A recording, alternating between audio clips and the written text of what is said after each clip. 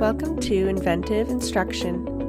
Today's lesson will focus on implicit versus explicit readings, and this will help build your reading comprehension skills for your English class.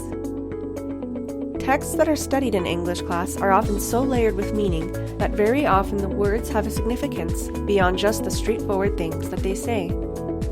When we refer to explicit and implicit during this video, explicit describes what is straightforward, while implicit describes what can only be attained through close analysis. Very often, the explicit and implicit readings can oppose each other. For example, if one is optimistic and the other is skeptical, or one has a light, humorous tone, while the other has a dark, serious tone. If you have the follow-along video guide, you will now see the chart that describes the differences between explicit and implicit readings. Here we go. Explicit refers to what is said on the surface, and it relies on words. This reading encompasses plot events, character behavior, and the description and scenery. This is considered a surface reading. It always appears straightforward and truthful. This reading is meant to answer the questions: what is happening, who are the characters, and what is important here. Now if we look at the implicit reading, this is what's only implied or hinted at in a text.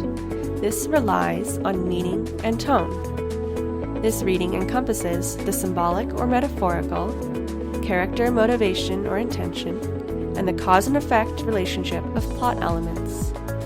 This reading is considered a close analysis.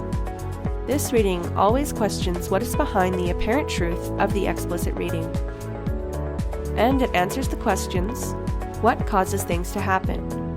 What shapes and motivates the characters? And why is something important? To help us understand the difference between these two readings, today we're going to be looking at the poem "This Is Just to Say" by William Carlos Williams. Let's do a quick reading, and then we will compare the two different readings that we can do, explicit and implicit. Here we go. I have eaten the plums that were in the icebox, and which you were probably saving for breakfast. Forgive me, they were delicious, so sweet and so cold. Looking at this poem, even one that is so short and so simplistic, there is a lot of layer of meaning here, and it is easiest to understand when we separate those layers into explicit and implicit. Now, if you're following along with the video guide from Teachers Pay Teachers, please take a minute to fill out the next T-chart where we describe our explicit observations and our implicit analysis. Here we go. Under explicit observations, we're going to look at each stanza and what we're seeing in the poem. Observation number 1. The speaker of the poem eats the plums. Observation number 2. The speaker either knows or assumes that the subject was saving these plums. Observation number 3. The speaker apologizes. Observation number 4. The speaker describes the plums. This is the surface, straightforward analysis, and we are now going to move into the implicit analysis. Here we go. For the first observation, the speaker eats the plums. We're now going to ask the question, why? There are two possibilities here.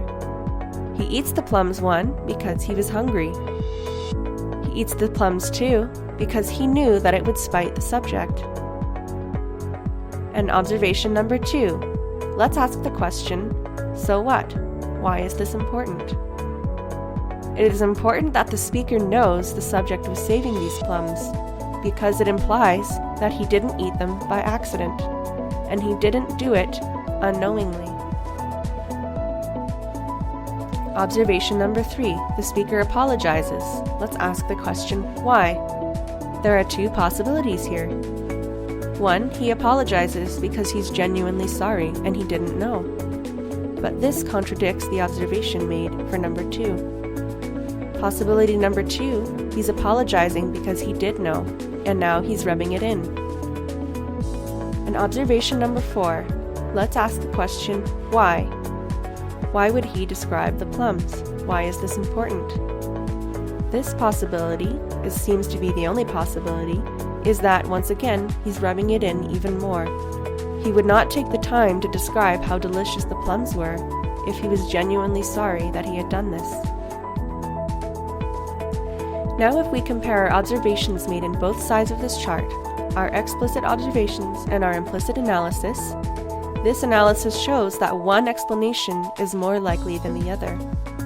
On the surface, this is an innocent friend who's apologizing for eating some plums. But underneath the surface, this is truly a devious friend who knows that these plums belong to somebody else and who's eaten them on purpose. I hope that this has helped you to understand that there are two layers of meaning in each and every text, and that it is always worthwhile to fully understand both of them before you attempt to complete any writing assignments about a text that you don't fully understand. I also hope that you can use these skills in the future with any future text that you may have, and that you will fully be able to understand the difference between explicit and implicit. For now, read well and write strong, and I'll see you next time.